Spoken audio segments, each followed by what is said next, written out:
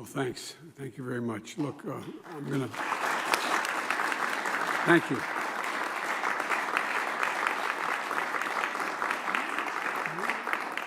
Governors, it's a pleasure to have you all here. And I'm glad you're having an opportunity, and my cabinet and overall team is getting a chance to meet you all, know you personally, and engage with you on the great concern that you have. You know, I had a chance to hear from several leaders of my administration this morning, including former governors. If you notice, I hired a lot of governors and mayors because they know how to get things done. And you have two governors sitting to my left here who are taking on major responsibilities. I remember when we were out on the trail, Governor Vilsack telling me that the first industry in the world is going to have net zero emissions is going to be agriculture. And he was right. At the time, it was a fairly novel idea, but a lot of you picked it up and moved beyond. And I know that, look, the American Rescue Plan was a lot of money, and it was designed to make sure we could carry the nation forward in dealing with vaccines, boosters, creating jobs, and keeping schools open, and a number of other things. And Gov, you said, send you money. We have. We've sent you a whole hell of a lot of money. And we're going to send you more. You keep using it as well as you have. We're talking about the ability to really, the way I look at it, and I mean this sincerely, and I've said it last night in a more casual way, we are at an inflection point, and we have an opportunity. America is one of those nations, I think the only nation, that's come out of every crisis stronger than it went into the crisis. And it's not hyperbole. We've had a crisis, we've come out, we've been stronger. And I think that's where we are again. And I think we have a chance to sort of restate and reassert our world leadership on a whole range of issues and lead the world on everything from the environment to dealing with the issues of immigration, a whole range of issues, Gov. But the American Rescue Plan gives us the resources to do many of those things.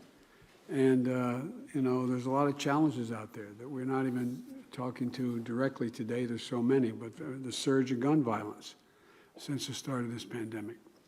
I made it clear we should use these funds to combat violent crime as well, including hiring additional police officers and investing in community violence interventions and improving the work in communities. And I know you're making those investments in Michigan. I know you're making those investments in New Jersey. You're making those investments in Ohio. A lot of you are making them all over the country. Another one of the national challenges, we need to bring back workers to better jobs with better pay and better working conditions than the ones that they left. The American Rescue Plan, there was a major part was $350 billion to allocate to your states and local budgets, as well as funds for school and for child care. And we know the difference this has made in jobs. Last year, we had the greatest job growth in American history. And as part of that, state and local jobs grew by 464,000, the most in 20 years. And Governor of Hawaii, you've talked about the 10,000 state workers that you're able to keep on the job thanks to the American Rescue Plan. I'm not sure where you're sitting, but at any rate, there you are, Gov, sorry. And I know that the education funds help many of you stay open, keep your schools open, and keep them open safely. There's a lot of money you have there for everything from dealing with ventilation to cleaning school buses and everything in between. There's no reason why we can't keep our schools open, in my view. And getting kids to school is an essential step getting our economy back to normal. We're not quite there yet, but we also know that if people find they can afford child care, they get back to work as well.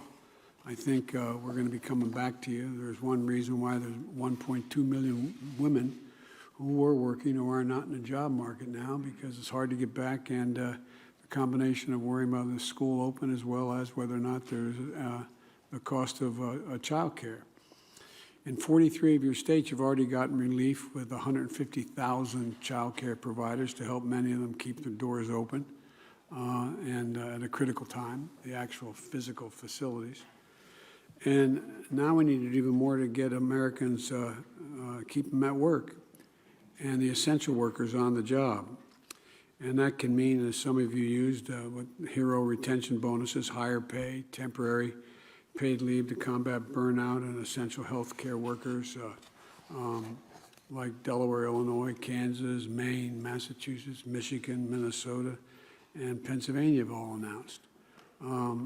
It can mean paid leave, as is being done in the state of Washington. But keep schools open, to keep kids in school, to make up for learning losses.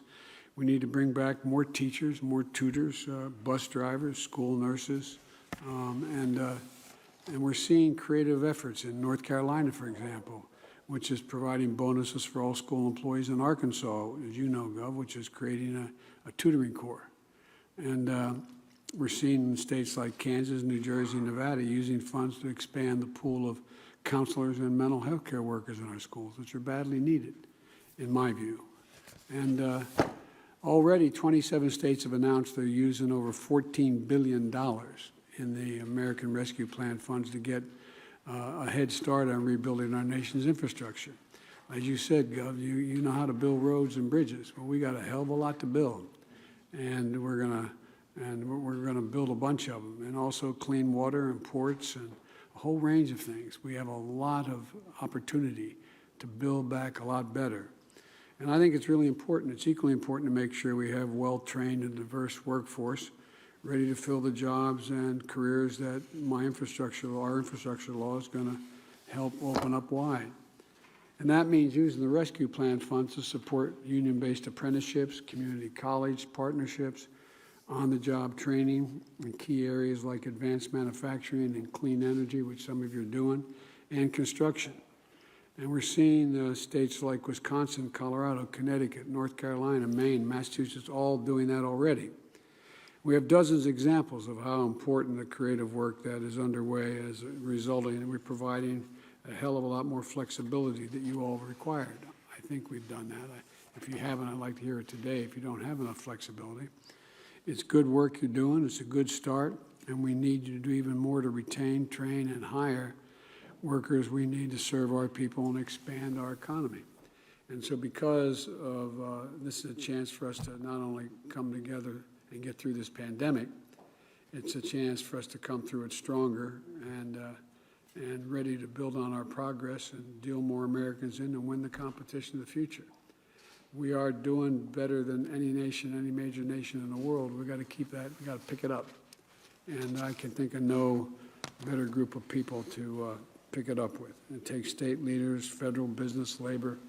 I've never seen as much cooperation that is across the board. There's differences, I know, but there's been a hell of a lot of cooperation across the board, including business and labor, pulling together, accelerating efforts, and trying to do a lot more to make sure we get out of this hole. And so I want to thank you all for being here. And I know you spoke today with the CDC. You had not the CDC, but you had the head of my COVID team in here. We got a way to go on that, in my view, but we're moving. And I think it's all about making sure we have the same standards we're applying across the board. You know, as you said, Gov, we're going to try like the devil to keep schools open, because we do know, study after study, as all of you know, and you've done, the great universities in your states have done them, is that, losing a semester can put a kid back a year and a half. And so there's a whole lot we can have to do, in my view, to focus.